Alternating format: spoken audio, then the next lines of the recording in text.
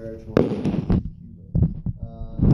Thinking of the USS Maine, which now is in controversy whether it was sunk by Spanish action or simply had an accident like a boiler blow up and caused the ship to sink.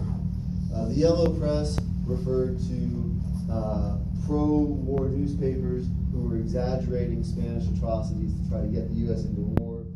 The DeLome letter was a letter sent from the Spanish ambassador to the United States back to the Spanish government, saying that William McKinley was too weak for war. So those were the immediate causes which pushed the U.S. into war. There were underlying causes. First and foremost, as a growing industrial power, the U.S. needed resources: coal, tin, rubber, other basic necessities for resources for industrial expansion. And the Spanish Empire, especially the Philippines, had those things. They also needed markets for exports. The U.S. was producing a surplus of industrial goods and was looking for other places to ship them. And so expanding was one argument for creating new markets. The Philippine foothold in Asia gave American ships coaling stations. Ships ran by coal, and so to refuel American ships, both warships and commercial ships, having bases in the Philippines gave U.S. shipping additional reach.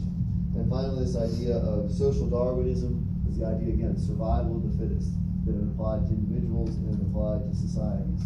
So William McKinley became an advocate for war, although he was somewhat reluctant to get involved. There were arguments against the war. One was national identity, and this was sort of a racist argument, that the U.S., by absorbing non-European peoples, especially in the Philippines, but also even in Cuba, would somehow change the identity of the United States, which many people viewed as a Christian white identity. The second was constitutionality, that a strict reading of the Constitution doesn't allow the U.S. to govern foreign territories as an empire. There's nothing in the Constitution that permits that. There were organized labor was against expansion because they feared that cheap foreign labor would displace American workers, and the controlling these territories would allow American jobs to go overseas. And finally, just general cultural differences. Again, the U.S. viewed itself as a white, Northern European Christian nation, and the absorbing of different national groups, many feared would interfere with that. Ultimately, the U.S. went to war, defeated Spain very quickly, and acquired territories, especially in Latin America, particularly Cuba, and also in the Philippines. And that became the empire. McKinley was assassinated shortly thereafter, and Teddy Roosevelt came to power. And Roosevelt was very much an expansionist. He adopted the Roosevelt Corollary, which basically said not only does the U.S. not allow additional expansion in the Western Hemisphere, but if a Latin American nation is in debt to Europe, the United States reserves the right to intervene, take control of its finances, and pay off its debts.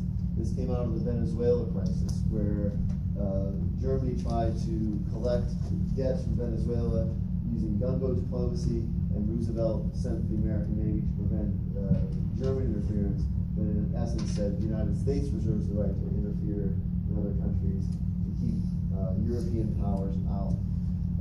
One of Roosevelt's primary areas of expansion was Asia.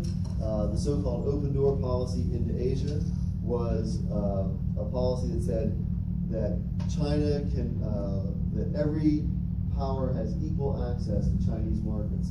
This was adopted by Secretary of State John Hay, and Hay argued that there could be no spheres of influence, like a British sphere of influence or a French sphere of influence, that the U.S. And other powers could trade anywhere in China. China was very weak at this time. The Boxer Rebellion was basically a group of young Chinese nationalists who wanted all foreign powers out. And it was suppressed very brutally by the Chinese government and with the assistance of the United States. Marine forces were part of that suppression. Roosevelt's biggest foreign policy accomplishment was digging the Panama Canal. Originally, Panama was part of Colombia, and when Roosevelt couldn't negotiate a deal with the Colombian government, he basically engineered a rebellion in Panama and then recognized the Panamanian government as separate and negotiated a deal with them to dig the canal. This was part of his so-called big stick diplomacy, and big stick diplomacy simply meant that he would be willing to use American power to expand into other countries. One term that's not on there that I want you to add is dollar diplomacy. Dollar diplomacy is basically Roosevelt's successor, William Howard Taft, basically argued instead of using force, we need to use U.S. economic power to expand around the world. But military power is not the best way to extend American influence. Instead, we should focus on trade and negotiating trade agreements with other countries to expand. Okay. So that was the 5-minute lecture.